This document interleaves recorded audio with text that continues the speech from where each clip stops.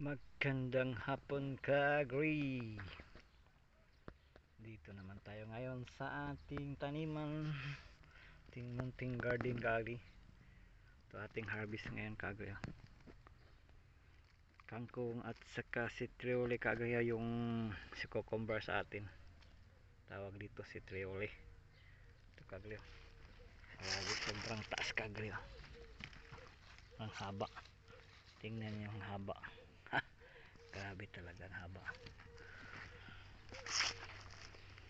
Grabing pagmamahal ginato kagre sa ting tanim kagre.